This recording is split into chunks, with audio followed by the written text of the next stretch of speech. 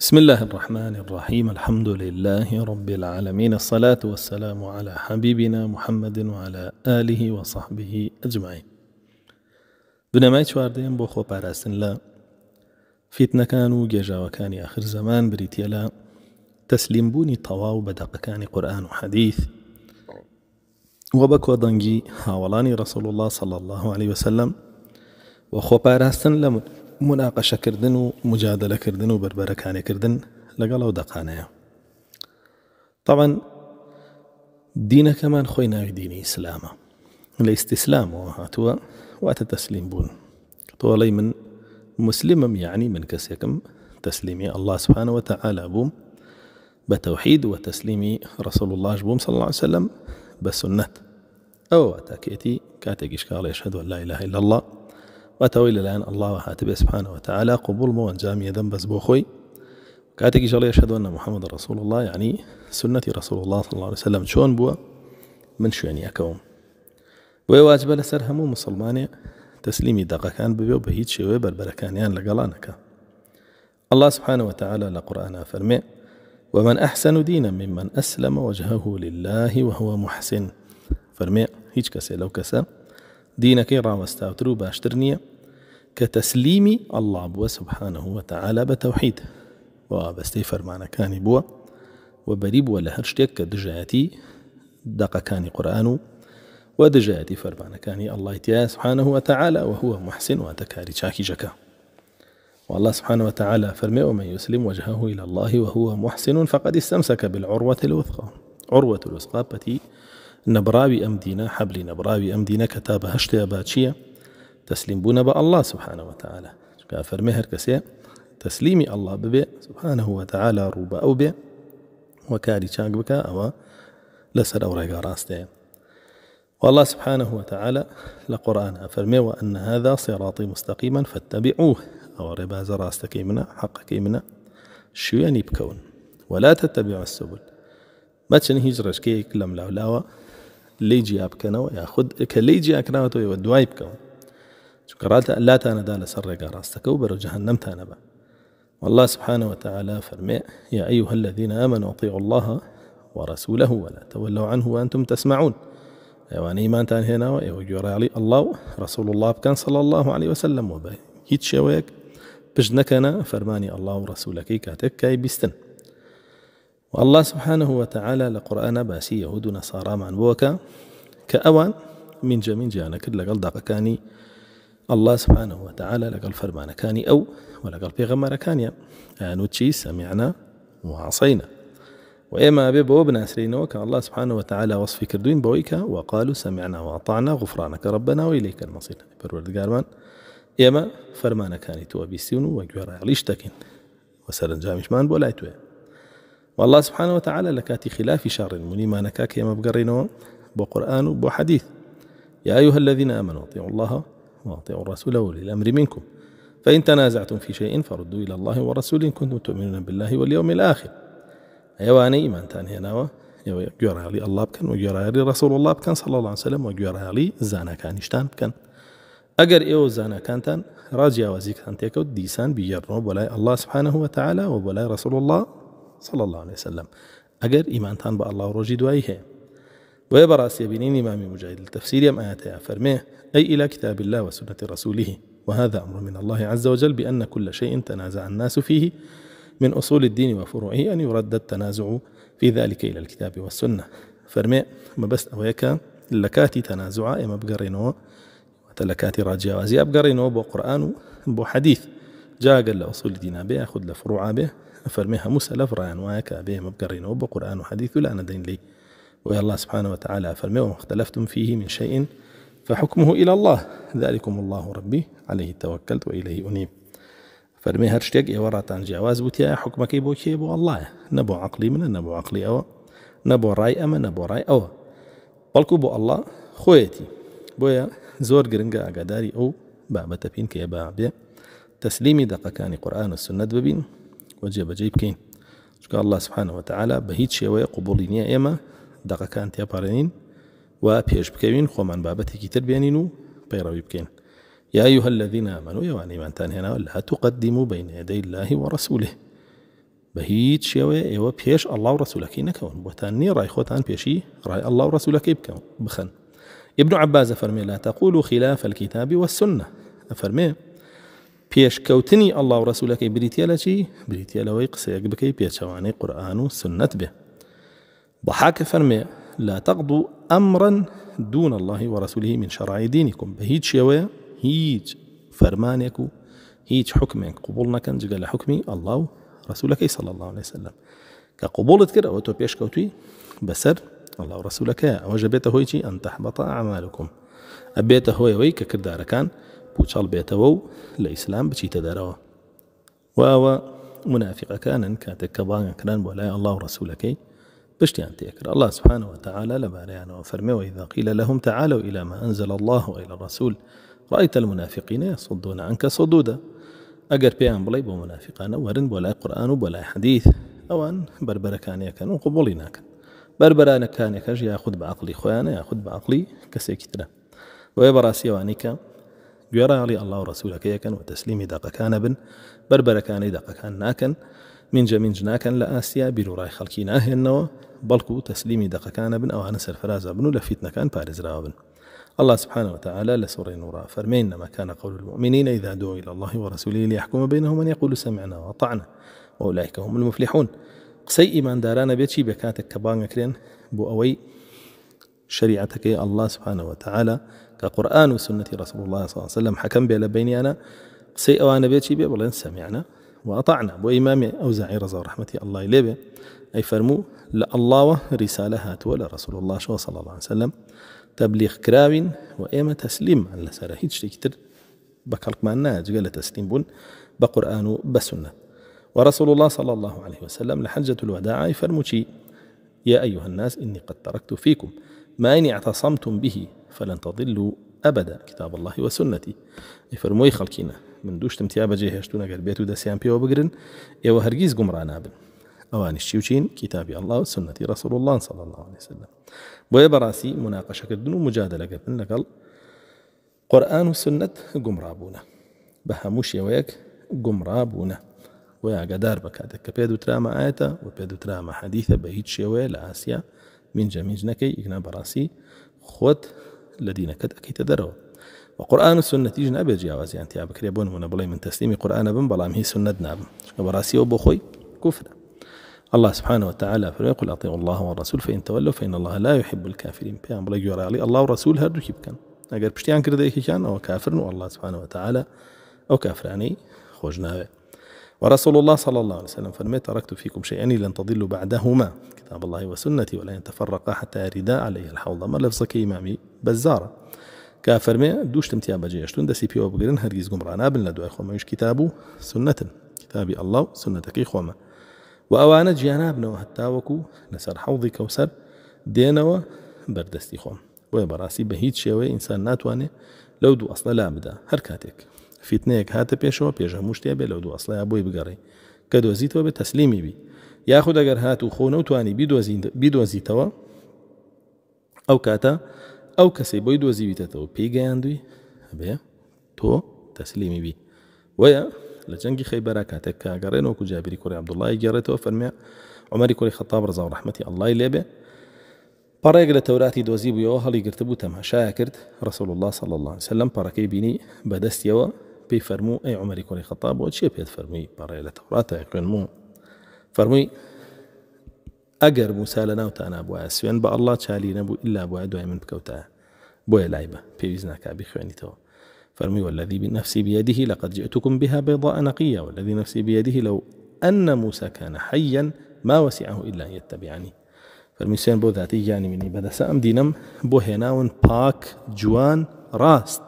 وسين بو ذاتي يعني مني بدا ساقر موسى عليه السلام لو تانا أبو أدوام كوتا أبو نبو لا بدا لمن شاري نبو. ورسول الله صلى الله عليه وسلم هم جارك يجنا خطبة كان يفرموا ما بعد فإن خير الحديث كتاب الله وخير الهدي هدي محمد صلى الله عليه وسلم وشر الأمور محدثاتها وكل بدعة ضلالة.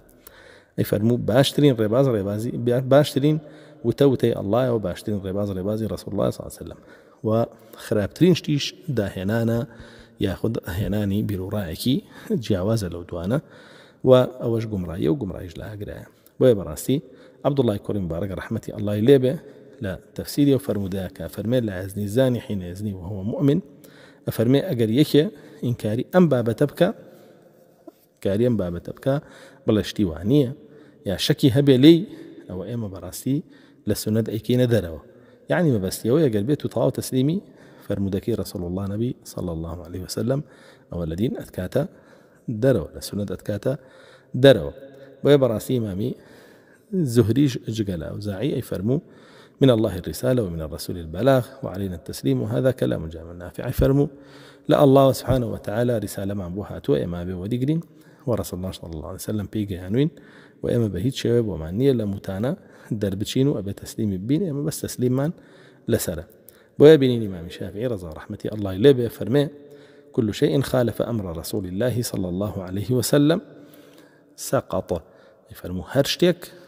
بيتشواني فرماني الله ورسولك به أو ساقط إموري ناقلين ولا يقوم معه رأي ولا قياس هيج تيقنات وانين به انين بكين برانبر قرآن والسنة شراي خلق به وش قياسي خلق به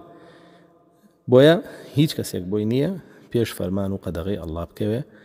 بهيج شويق ناتواني بيش فرمانو قدغي رسول الله بكوي صلى الله عليه وسلم بويا عبد الله كريم مسعود رضا ورحمة الله إليه هم جارقي فرمو اتبعوا ولا تبتدعوا فقد كفيتم أي فرمو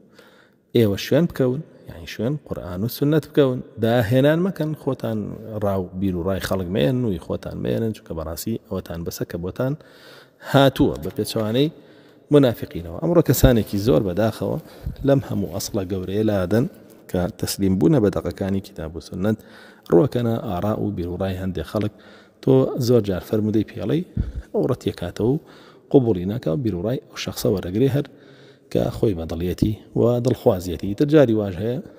تفرق وحزباتي وجروب أنا لم بابت أنا إيشي خويك چونك أبينين براسي كسانك كان لبر حزب كان آمدنين تسليمي قرآن وحديث بن لبر شيخ كان آمدنين تسليمي قرآن وحديث بن جاري كان عبد الله كريم مسعود رضا ورحمة الله إليه أم أثر براسي يعني تر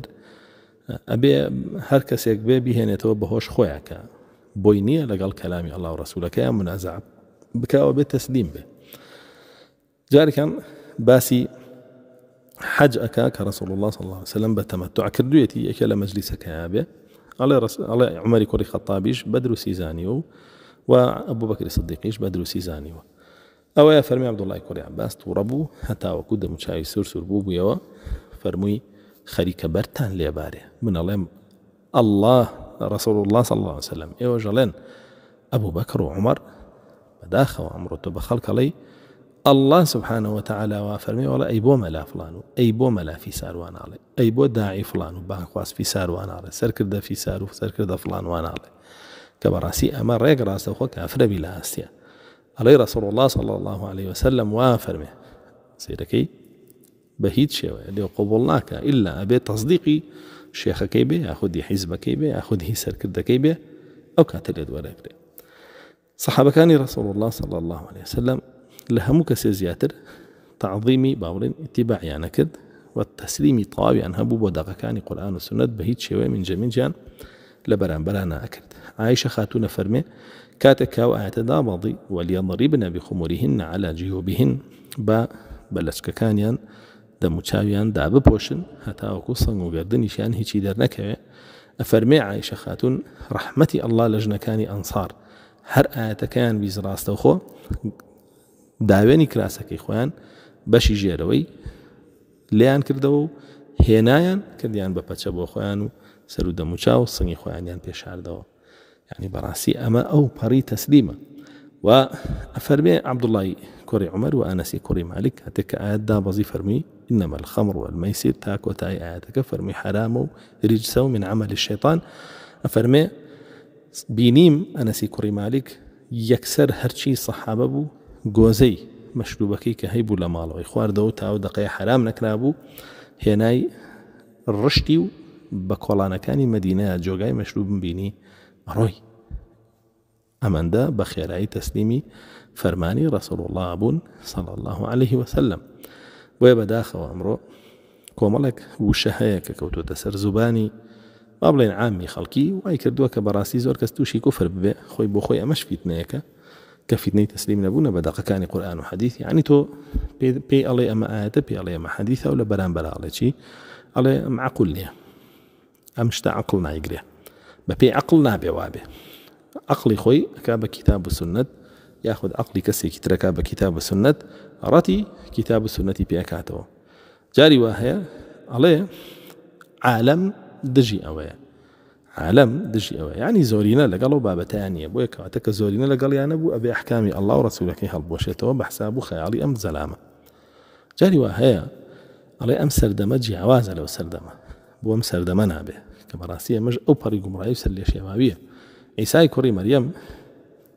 صلاة و سلامی ئەڵڵای لەسەر بێ لە ئاخر زەمانە دابەزێ